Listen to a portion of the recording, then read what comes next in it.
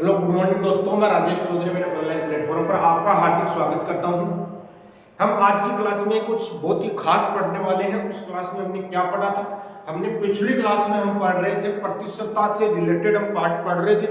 आज की क्लास में हम बहुत ही खास होने वाले हैं, जिससे अक्सर क्वेश्चन यहाँ से पूछे जाते हैं। उन क्वेश्चनों के बारे में हम बात करते हैं, चर्चा करते हैं। देखो, आज की क्लास में हम पढ़ने वाले हैं चुनाव से संबंधित क्वेश्चन।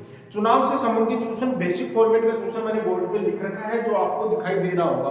उसके अलावा हम आगे धीरे धीरे क्वेश्चनों का थोड़ा सा लेवल अपग्रेड करते जाएंगे और क्वेश्चनों को सोल्व करते जाएंगे। इसमें ज्यादा नहीं है, ज्यादा से ज्यादा 3 या 4 टाइप के क्वेश्चन हमारे पास बनते हैं। उन क्वेश्चनों के ऊपर हम बात करेंगे और उनका एनालिसिस करेंगे, उनको ढंग से सीखना है। जब भी चुनाव से संबंधित क्वेश्चन एग्जाम में पूछा जाता है तो वो सिंपल फॉर्मेट में क्वेश्चन पूछा जाता है, कुछ भी हार्ड नहीं पूछा जाता है। जैसे डाटा दे रखे हैं वैसे वैसे हम क्वेश्चन पूछते हैं और सोल्व करते हैं। बात समझ पा रहे होंगे?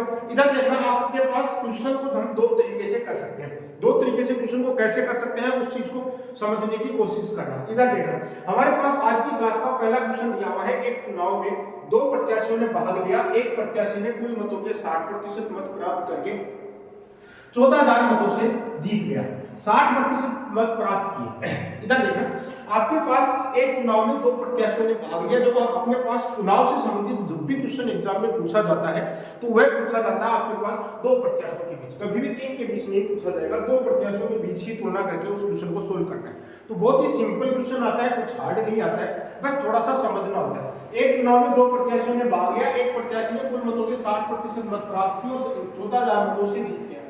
कुल मतदान कितने, मतदाता कितने थे, यानी कुल वोट कितने थे, ये आपको पूछा है। बहुत प्यारा सा क्वेश्चन है, इधर समझने की कोशिश कीजिए। मान लो कुल वोट कितने थे? 100 थे। कुल वोट कितने थे? 100। एक अपने पास विनर होगा और एक लूजर होगा। 2 चीज होती है। हमारे पास विनर को 60%, तो हमारे पास इसका 60% है। 100 का 60% हमारे पास कितना मिला? हमारे को 100 का 60% 60, तो इसको हारने वाले को कितना मिला? 100 का 40% मिला। 100 का 40% क्या होता है? ये कितने वोटों से जीत गए भाई? ये 20 यूनिट वोटों से जीत गया। और 20 यूनिट का मतलब क्वेश्चन में दे रखा है 14,000 वोटों से जीत गया। यहां से बेटा 1 यूनिट की जो वैल्यू होती है वो दे रखी है 14,000 बट्टे 20। 0 से 0 कट गया तो हमारे पास कितना आ गया?